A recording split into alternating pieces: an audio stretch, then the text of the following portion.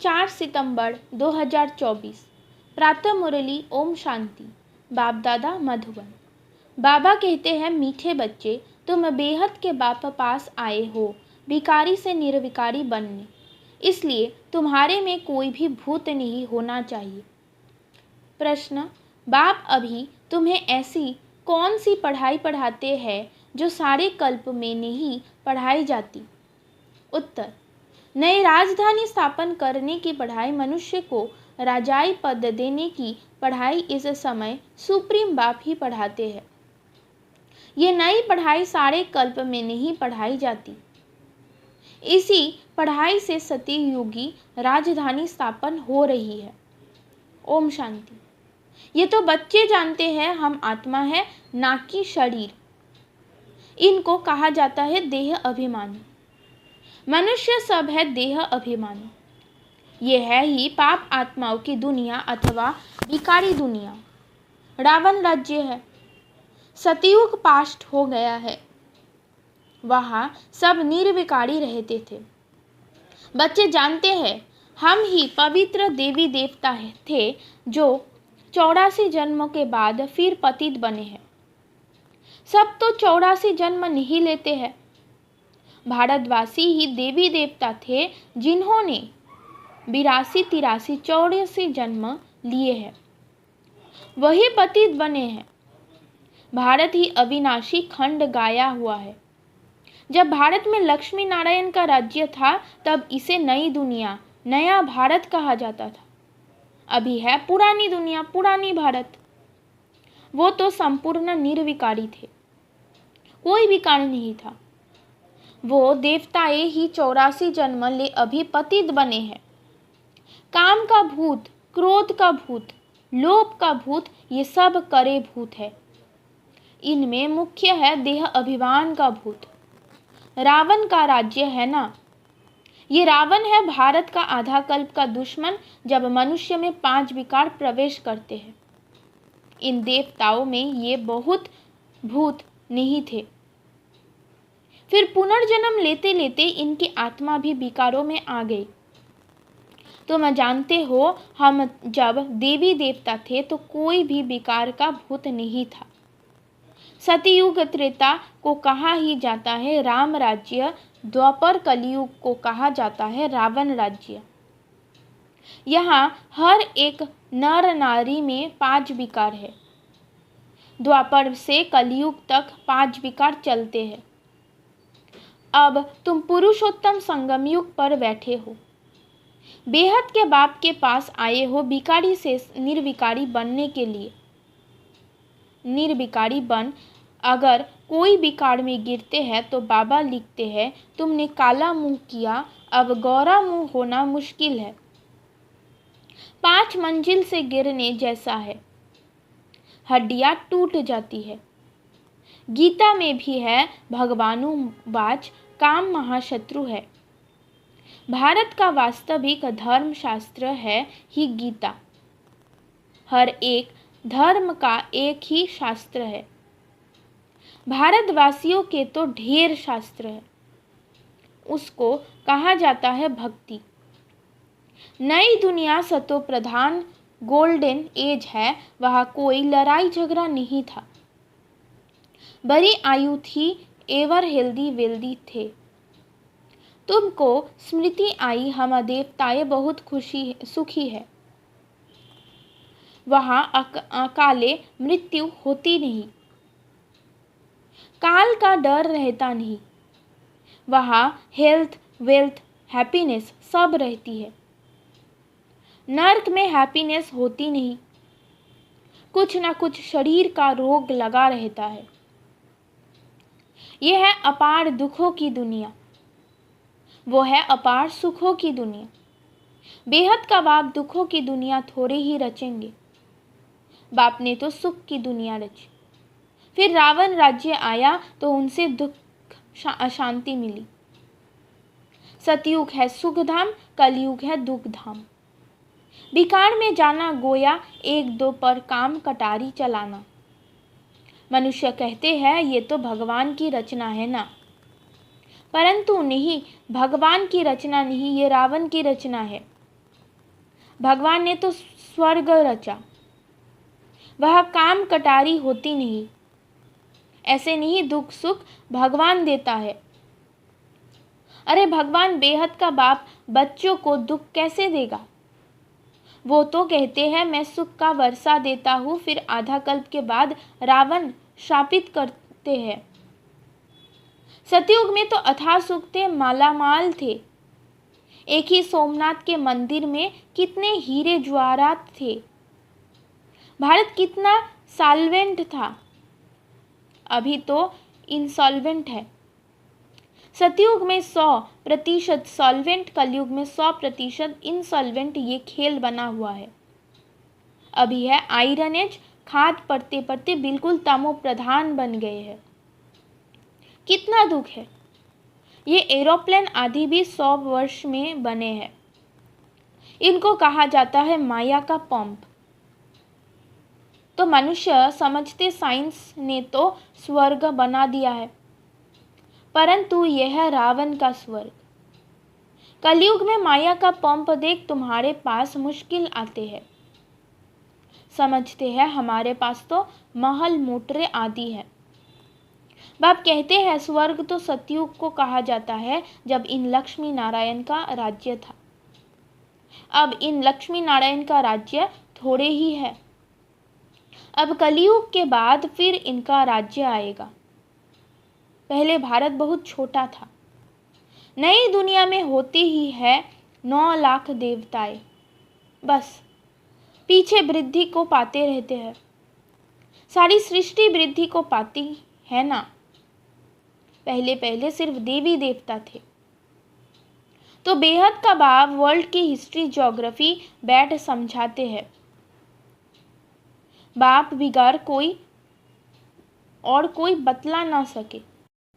उनको कहा जाता है नॉलेजफुल गॉडफादर, सब आत्माओं का फादर।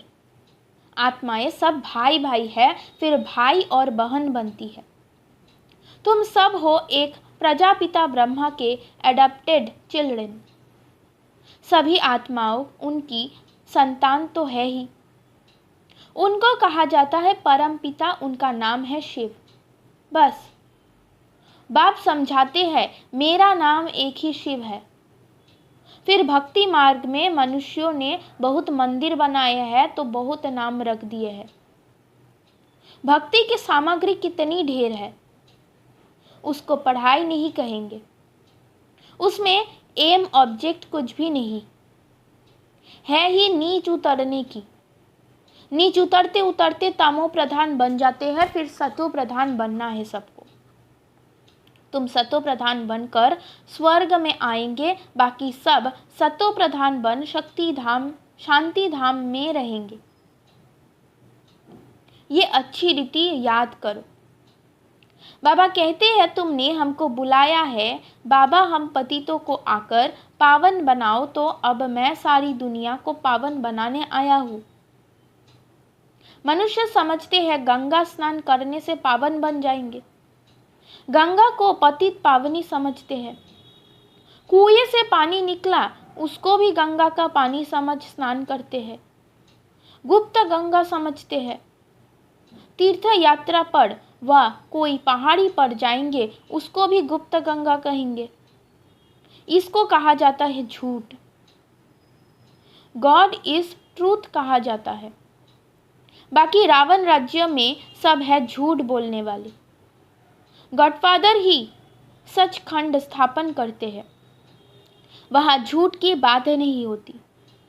देवताओं को भोग भी शुद्ध लगाते हैं। अभी तो है आसुरी राज्य, सतयुग त्रेता में है ईश्वरीय राज्य जो अब स्थापन हो रहा है। ईश्वर ही आकर सबको पावन बनाते हैं। देवताओं में कोई विकार होता नहीं। यथा राजा रानी तथा प्रजा सब पवित्र होते हैं। यहाँ सब है पापी कामी क्रोधी। नई दुनिया को स्वर्ग और इसको नरक कहा जाता है। नरक को स्वर्ग बाप के सिवाय कोई बना ना सके। यहाँ सब है नरकवासी पतित। सतयुग में है पावन। वहाँ ऐसे नहीं कहेंगे कि हम पतित से पावन होने के लिए स्नान करने जाते हैं। ये वैरायटी मनुष्य सृष्टि रूपी झाड़ है, बीज रूप है भगवान। वही रचना रचते हैं। पहले पहले रचते हैं देवी देवताओं को, फिर वृद्धि को पाते पाते इतने धर्म हो जाते हैं। पहले एक धर्म एक राज्य था, सुख ही सुख था। मनुष्य चाहते भी है विश्व में शांति हो, वो अभी तुम स्थापन कर रहे हो। बाकी सब खत्म हो जाएंगे, बाकी थोड़े रहेंगे। ये चक्र फिरता रहता है। अभी है कलयुग अंत और सतयुग आदि का पुरुषोत्तम संगम युग। इसको कहा जाता है कल्याणकारी पुरुषोत्तम संगम युग। कलयुग के बाद सतयुग स्थापन हो रहा है। तुम संगम पर पढ़ते हो, इसका फल सतयुग में मिलेगा। यहाँ जितना पवित्र बनेंगे और पढ़ेंगे उतना उच्च पद पाएंगे।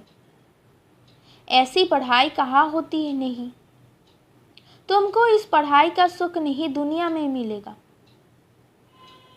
अगर कोई भी भूत होगा तो एक तो सजा खानी पड़ेगी, दूसरा फिर वह कम पद पाएंगे।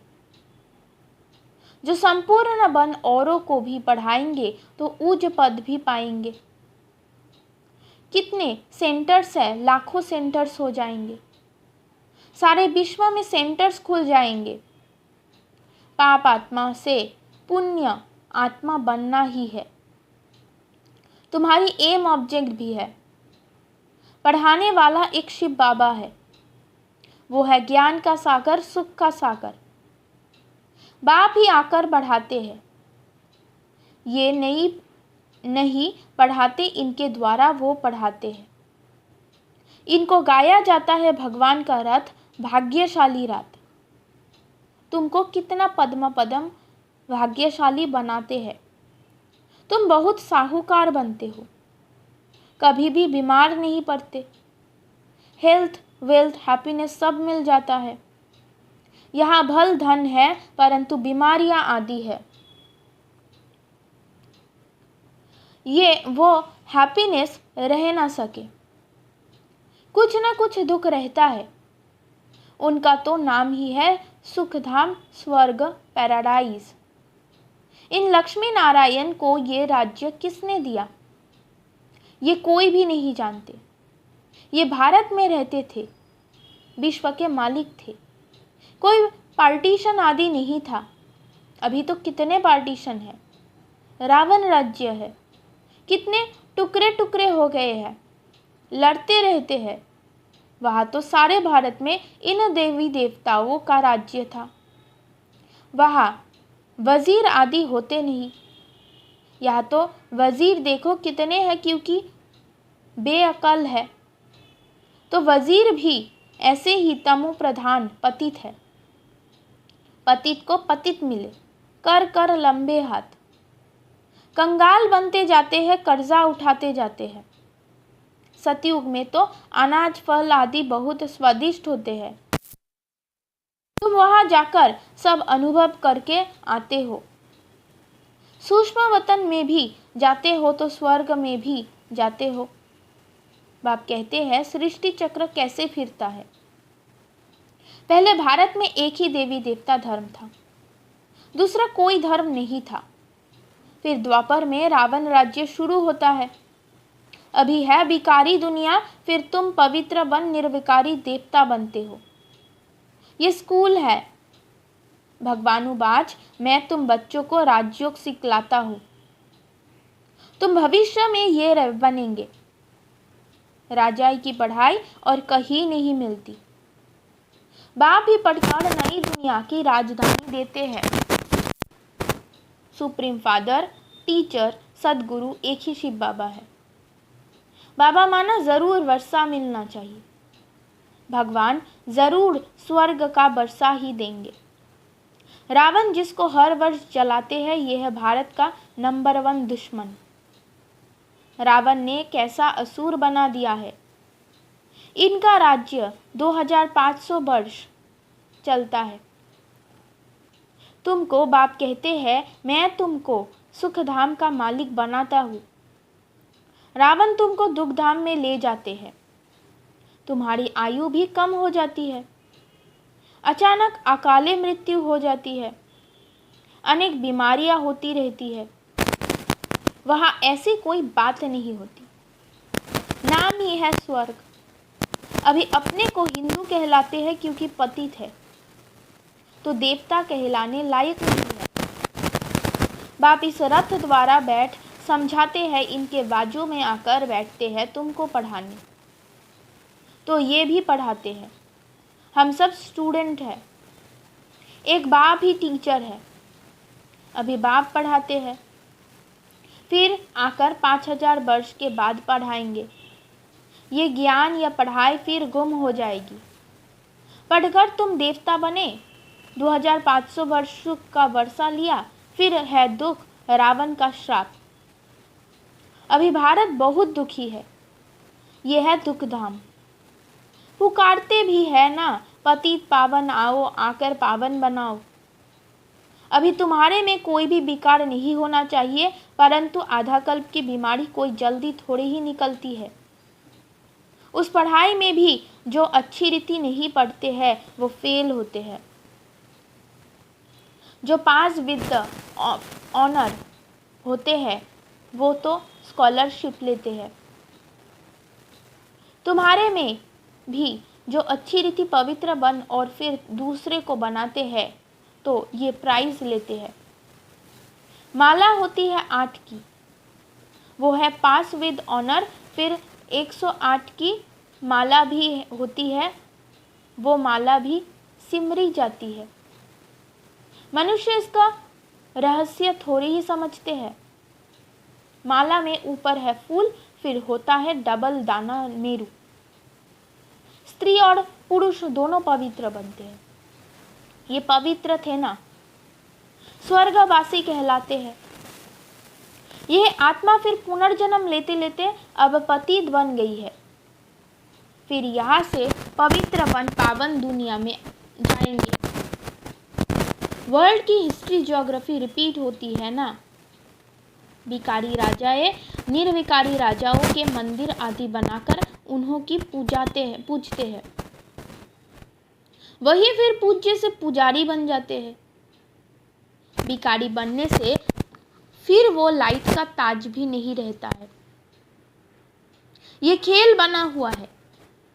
ये है बेहद का वंडरफुल ड्रामा। पहले एक ही धर्म होता है जिसको राम राज्य कहा जाता है, फिर और धर्म वाले आते हैं। ये सृष्टि का चक्र कैसे फिरता रहता है सो एक बाप ही समझा सकते हैं। भगवान तो एक ही है। अच्छा, मीठे मीठे सिकिलदे बच्चों प्रति माता पिता बाप दादा का याद प्यार और गुड मॉर्निंग। रूहानी बाप की रूहानी बच्चों को नमस्ते। धारणा के लिए मुख्य सार। नंबर 1, स्वयं भगवान टीचर बनकर पढ़ाते हैं, इसलिए अच्छी रीति पढ़ना है। स्कॉलरशिप लेने के लिए पवित्र बनकर दूसरों को पवित्र बनने की सेवा करनी है। नंबर 2, अंदर में काम क्रोध आदि के जो भी भूत प्रवेश है उन्हें निकालना है। एम ऑब्जेक्ट को सामने रखकर पुरुषार्थ करना है। वरदान, माया की छाया से निकल याद की छत्र छाया में रहने वाले बेफिक्र बादशाह भव। जो सदा बाप की याद की छत्र छाया के नीचे रहते हैं वो स्वयं को सदा सेफ अनुभव करते हैं। माया की छाया से बचने का साधन है बाप की छत्र छाया। छत्र छाया में रहने वाले सदा बेफिक्र बादशाह होंगे। अगर कोई फिक्र है तो खुशी गुम हो जाती है।